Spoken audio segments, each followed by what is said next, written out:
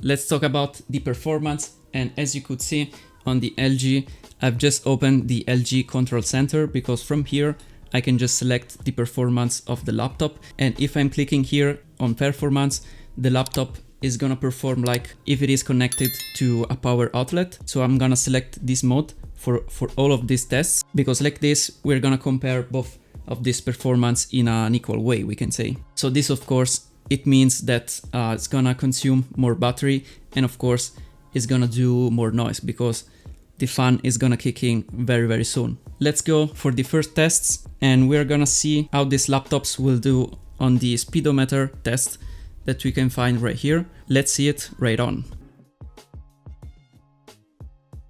So I have multiple applications opened both on this MacBook and also on the LG. So if the performance are not at their best, it's because of this. As you could see right on is the MacBook that is flying. I don't know why it is flying on this test, and while the LG is still at the half of this test. So I don't know what happened, because that one, it was just stuck at the beginning. I don't know why. So they both finished, and we can see that this score, it is more than double than the score of the LG. I don't know why. I think this one, it's a lower score than the usual, but we're gonna take it anyway. And both of these computers are using Chrome, but I have also here a Safari tab with the speedometer opened. And let's see how it does in Safari actually.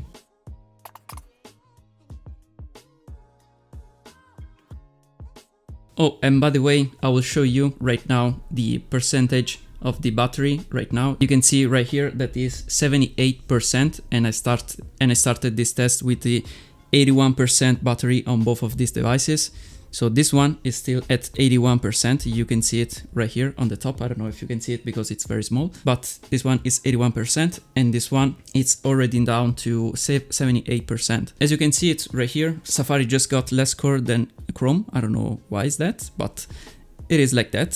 So we're gonna keep it anyway. And then I will show you right now the speed test for the SSD, for the internal SSD. I took the test both on this Amorphous Disk Mark on MacBook and also on the Blackmagic disk speed test. And as you can see, we have like a little bit of difference. I don't know why, but I don't trust too much that one. I just did it because it looked like a lot like the Crystal Disk Mark on Windows. So I just tried this one, but I don't trust it very much. So just take this result as the actual one. So you can see it that are pretty close.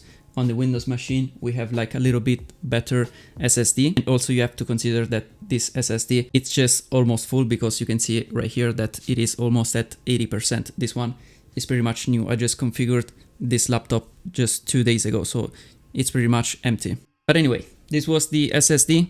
Let's go to Geekbench to see just some synthetic benchmark on both of these devices.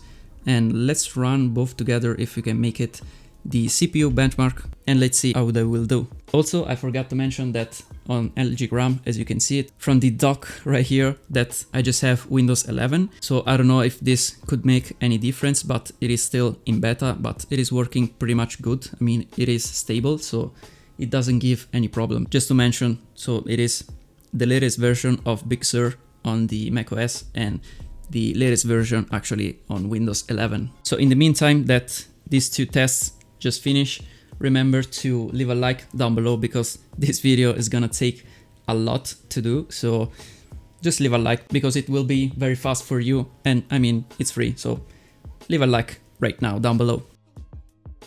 So as you could see, the MacBook has already finished. On the Windows machine, it's just about to finish, and I don't know if you can hear it.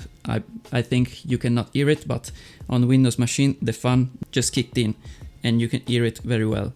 I mean, this laptop, it is very silent, so when the fan kick in, it's not gonna be that annoying. So if you are in a silent room, you're gonna hear these fans a little bit, but not that much. I had a little issue on the Windows machine because it didn't open up the score from Geekbench, so I just had to reopen and redo the benchmark. And so I've did it also on the MacBook just to compare at the end of this test the two battery performance. And also, I don't know if you can see it, but on the top right here, I've got like a TG Pro. That is an app for the MacBook that just records your temperature and does say also if the fan kick on. And with all of these tests, I've never seen the fan just kick in. So it says always fan off. So as you can see, the MacBook has finished again for the second time. Let's see now the Windows machine. So here are the results. I don't know why I'm getting this low performance from Windows, because usually with the performance mode, I'm not getting this low performance, but here it is. So this is the difference in both of this laptop that are not connected to any power at all. So I'm not gonna connect also this one to the power, because if it's a laptop, we're gonna compare it as a laptop itself. So no power needed, we're gonna compare it as it is. Then we're gonna run also the GPU benchmark right here. So let's see how they will do. They are both set on the OpenCL benchmark.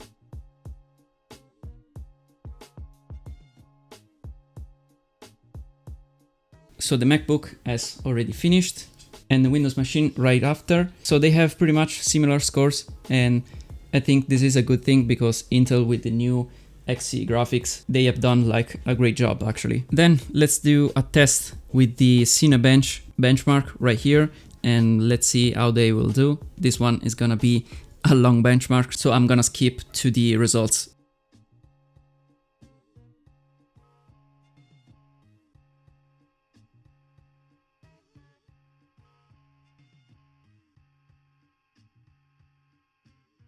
So the test is about to finish and you can see right here that the fan kicked in the MacBook Pro.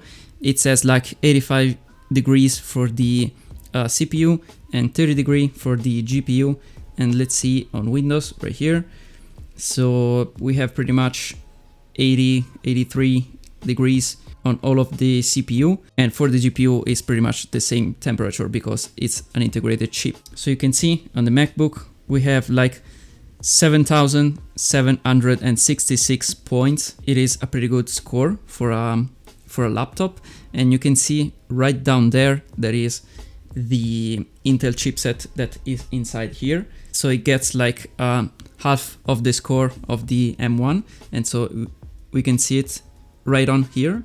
So it is pretty much the same one. And so there is pretty much half of the score of the MacBook actually. And you can hear it right here that the fans kicked in like a little bit more than the MacBook. Then after all of this synthetic benchmark, let's see how they will do in a real world performance. And I will open an old project on Premiere Pro, and it is a project on this laptop. So let's see how they will do on Premiere Pro. And I will try to open it like both in the same time to see also the open time of the application.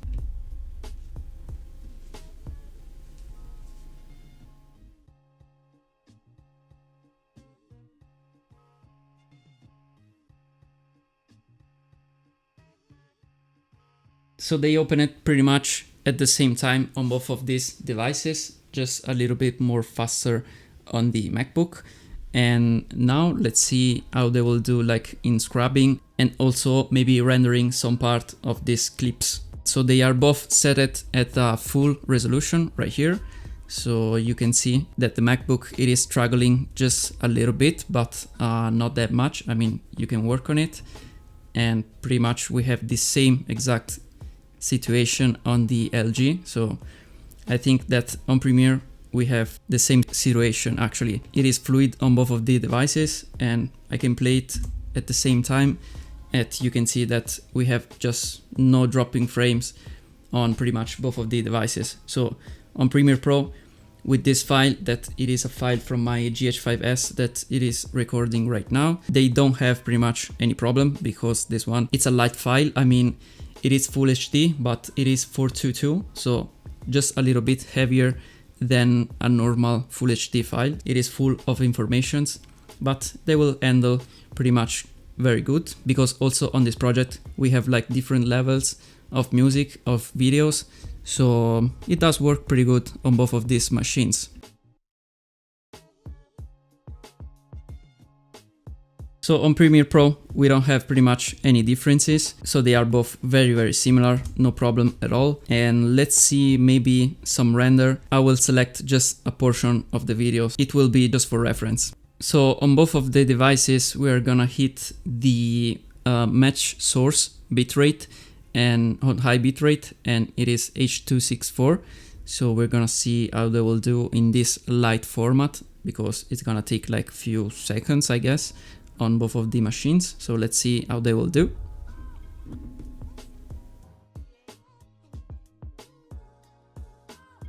So it is rendering right now the audio files, and you can see that the MacBook is a little bit more ahead of the Windows machine. Let's see how they will do. Maybe it just got stuck a little bit. Let's see. It starts to rendering.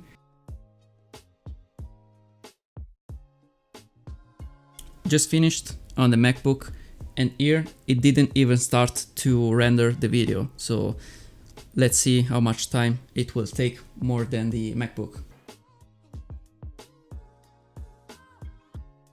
Then it finished also on the Windows machine, and it took like more than a minute more than the MacBook. So it is a little bit slower. So I think in this case that for Premiere Pro, the MacBook is still slightly ahead, and this one, it is the optimized version for the M1 chip. So this one is not running through Rosetta translator, we can say. This is the native version of Premiere Pro. Then I think for this video, that is pretty much it. So no more testing, and we will see right now how the batteries have done on these two devices.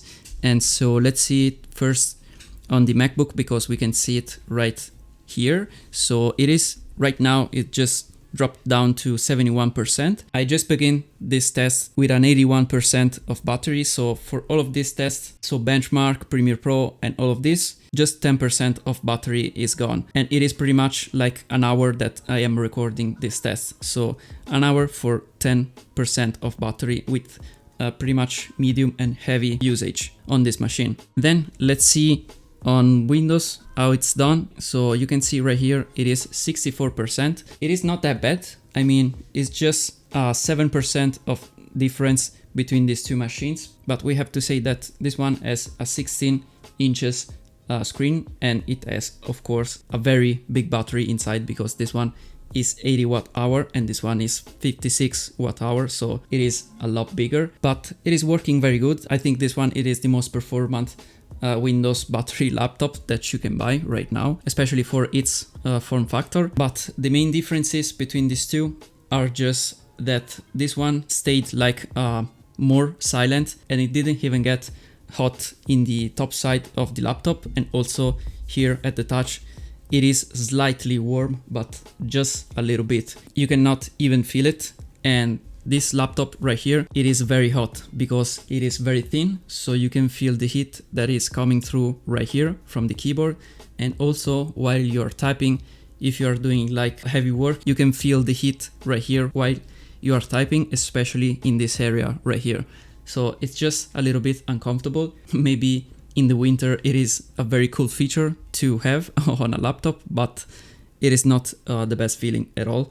But it is just because of its design, because it's so slim, so you can feel the heat right when the CPU and GPU are working, but not heavy work. Just if you do like medium work, we can say, you can just feel the heat right here, because this is a hot zone on this laptop. And also it's very uncomfortable to have this laptop on your lap, because it feels very, very hot under the laptop. So this is a thing that I have to advise you, because if you're gonna use a lot this laptop on your lap, and maybe not on a hard surface, or maybe in your bed or something like that, this one is gonna get very hot under the laptop, so it just feels a little bit uncomfortable. Just keep that in mind.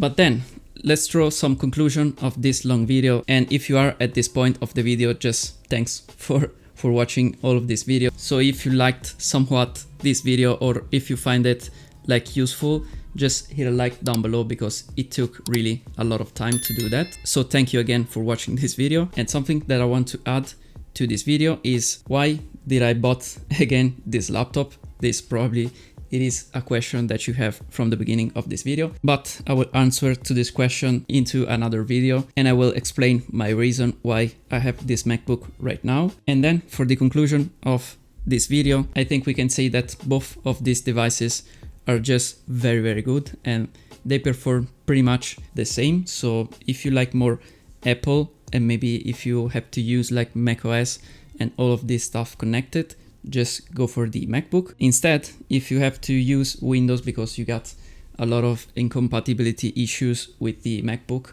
just go for this laptop because it is a very good laptop and its performance are on point, and it is working very good also, as you could see, without the electric power.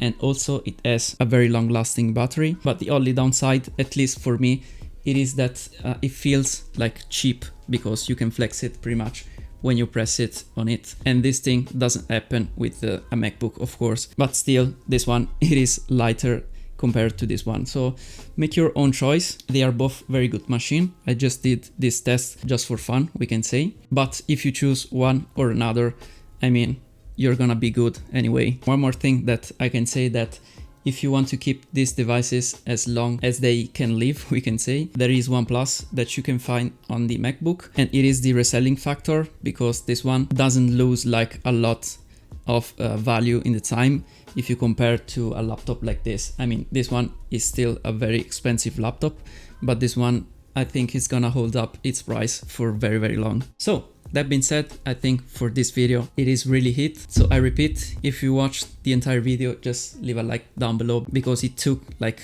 a lot to make these videos. And so if you haven't subscribed to this channel, just subscribe right now, so you will not miss any other video, and you will not miss any other videos on this laptop that are coming. There are some very useful video coming if you are a MacBook user, or maybe if you are just interested into these new MacBooks that are not that new, but it is still a very new product. But either way, that was it. Thank you for watching this video, and I will see you in my next one. Bye for now.